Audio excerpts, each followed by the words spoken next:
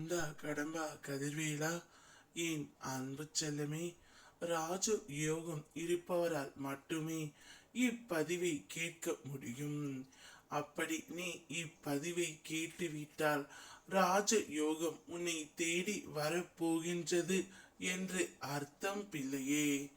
நீ எத்தனை முறை என்னிடம் வந்தாயோ, ஒவ்வொரு முறையும் அதே கேள்விதான். என்னை சுற்றி இருப்பவர்களில் யாரையும் நம்ப முடியவில்லை முருகனப்பா, நான் யாரை நம்புவது என்று.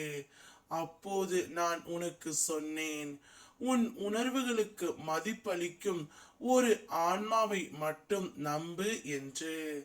அதற்கு பிறகு நீ அமைதியாக சொன்னாய், அப்படிப்பட்ட ஒரு ஆன்மாவை நான் இதுவரை பார்த்ததே இல்லை முருகா என்று.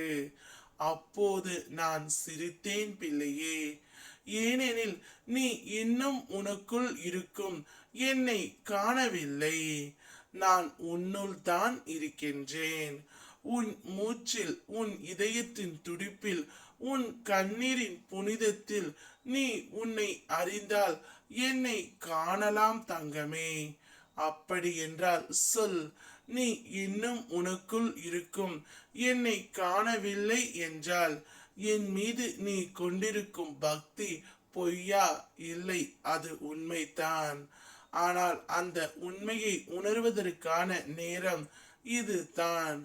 உன்னை நம்பு, அதுவே நீ என்னை நம்புவதற்கான மிக பெரிய ஆயுதம்.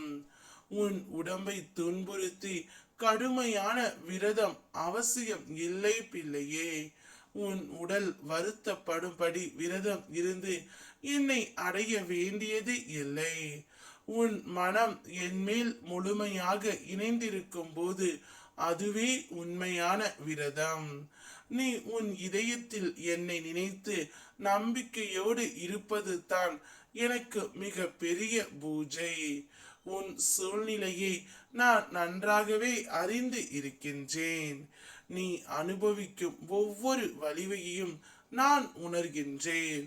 அதனால் உன்னை சோதிக்கும் விரதம் தேவையில்லை எனக்கு. நிச்சயமாக நீ வேண்டி கேட்டுக்கொண்ட உன் பிரார்த்தனை நிறைவேறும் தருணம் விரதம் இல்லாமலே கூட உன்னை வந்து சேரும் பிள்ளையே. ஏனெனில் உண்மையான அன்பே எனக்கான மிக உயர்ந்த விரதம். அந்த அன்பு உன் இதயத்தில் இருந்தால் நான் எப்போதும் உன்னுடன் இருக்கின்றேன். நீ இனி எதை தொட்டாலும் உனக்கு ராஜ யோகம்தான். என்னுடைய பிள்ளையின் நலனை ஒன்றே என்னுடைய மனதில் நிறுத்தி உனக்கு வேண்டியதை நான் கொடுக்க போகின்றேன். என்னை நம்பு. கந்தா கடம்பா கதிர்வேலா.